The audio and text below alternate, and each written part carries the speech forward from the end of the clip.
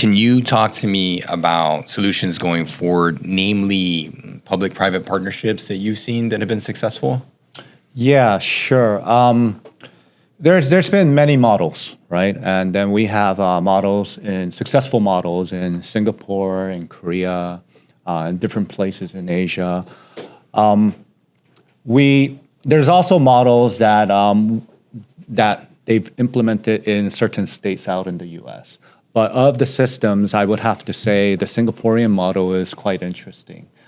Close to about 85 to 90% of Singaporeans live in public housing, right? And that they purchase the home, they take care of it, they find ownership in it.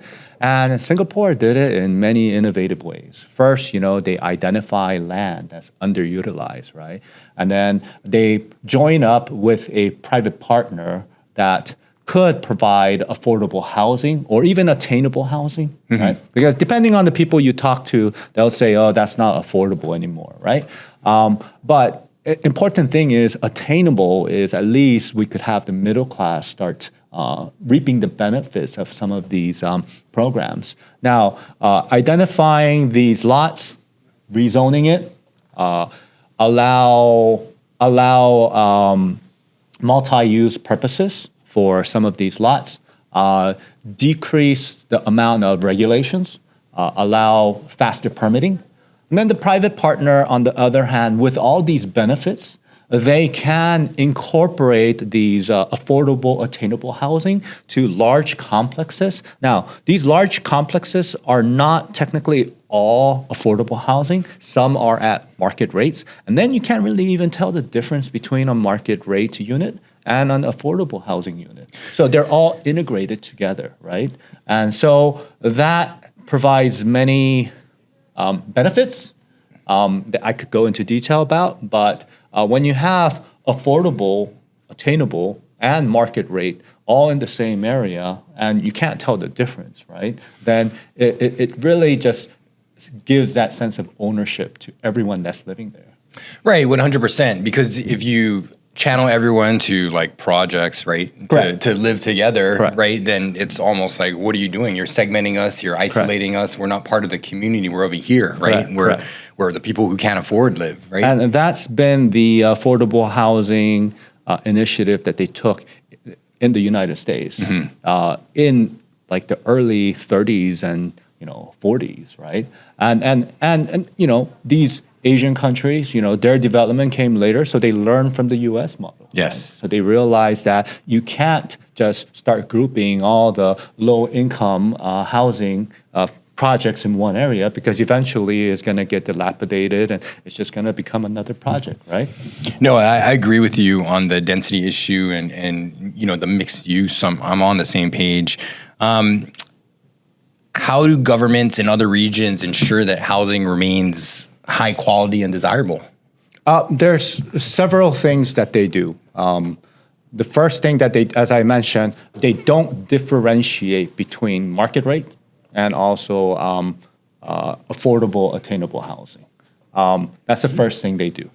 Secondly, they create a housing association with the whole community there. Right. Being there. So then they could spread the cost out of maintaining those buildings, right? Now, if certain people, if residents there take ownership, and if, let's say, 75% is market rate, 25% affordable, there's a way that you could have a balanced approach to the cost of maintaining that property, right? So that's another huge benefit.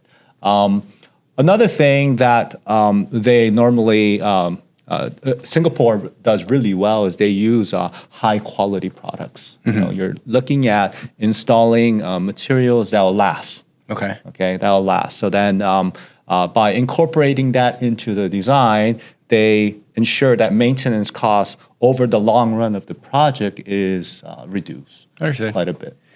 But you're a mechanical engineer?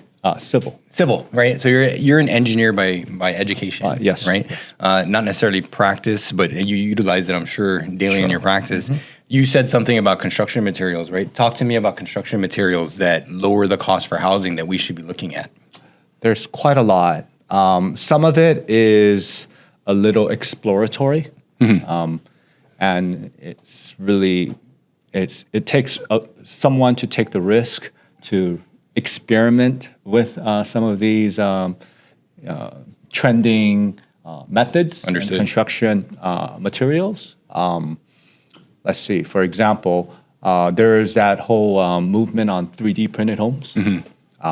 That's definitely something that we could look at. Yes. But at the same time, we also do need to consider whether 3D printed homes can meet all the code requirements here, right? That's another area that you need to be a little cautious about, right? Another one is ICF. I don't. It's called ICF stands for. This is like the forms? Correct. Right. Correct. It's insulated concrete forms. There you go. Yeah. So ICF construction can be utilized here on Guam. So basically, when a new home is being constructed, you need all these forms so that you could pour concrete to fit that shape. But then ICF is pretty much just reusable. It's like a puzzle, right? Correct. Yeah. It is a puzzle. It could reduce costs. It could reduce the process. The only problem is that you're gonna need scale. Yeah. Right. Even with a 3D printed home, you're gonna need scale. If you bring that 3D printing machine out here, this is a huge machine, right? Yes. And my understanding is it costs about $500,000 to about $1 million in capital outlay in the beginning just 1.9. here. Yeah. Right? That's a lot. It's a big outlay. Yeah. So then if you don't have scale, you can't divide the cost. That's also true with ICF. But the savings is with speed and the lack of labor. Or is it materials?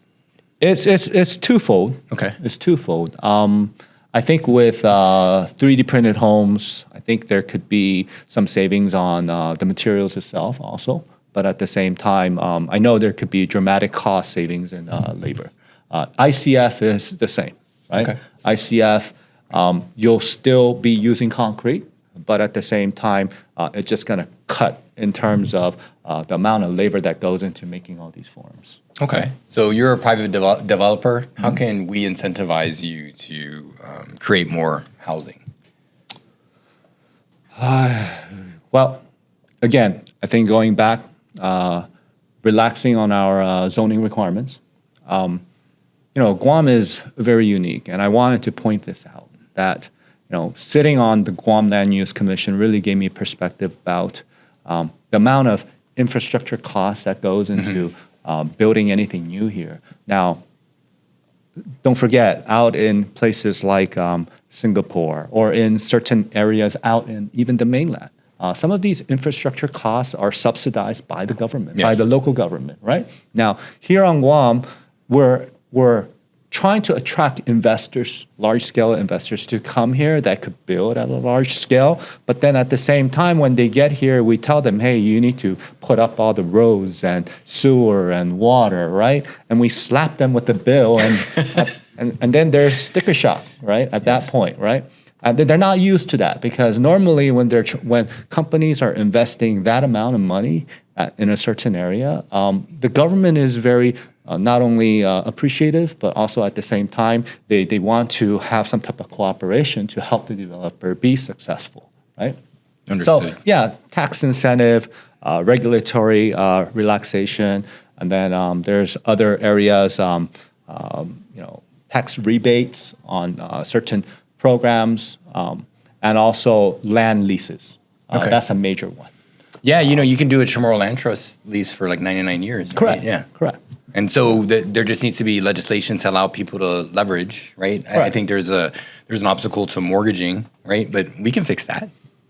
I believe if there is a land lease that lasts like 99 years, knowing that it is for housing purposes, I'm sure a financial institution would get involved. No, actually, I think there's something granular in the conveyance language that prevents encumbrance for conventional mortgages. So I think we just need to fix that. Correct. But I may be misinformed. I have to research that. But no, absolutely. Yeah. But there are a lot of different ways that we could incentivize private developers. But one major issue is, again, as I mentioned earlier is having a fast track program for permitting. Yes, That is a major concern. I agree.